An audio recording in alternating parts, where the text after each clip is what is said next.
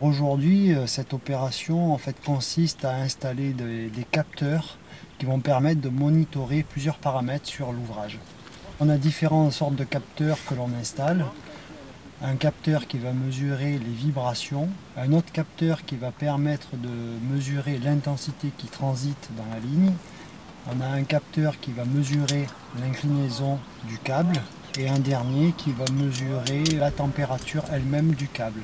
4 capteurs, sachant qu'ultérieurement on rajoutera un 5e capteur qui lui permettra de mesurer l'induction de la ligne.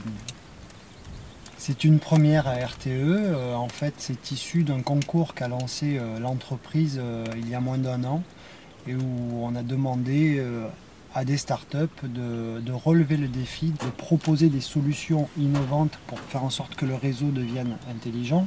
Et à partir de là, il y a eu plusieurs lauréats qui ont été retenus, notamment la startup Intessence qui est ici et qui nous a proposé ces différents capteurs.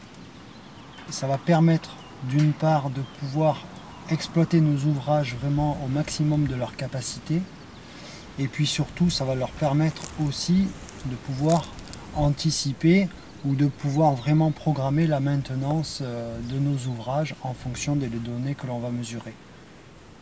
Là on rentre donc dans une phase d'expérimentation qui va durer à peu près 1 an et puis par la suite passer peut-être à l'étape de l'industrialisation. C'est un défi et puis c'est l'avenir. Il faut que le réseau devienne intelligent.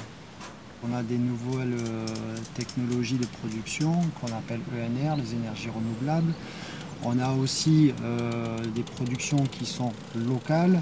Et puis on a aussi des nouveaux appareils technologiques qui consomment de moins en moins.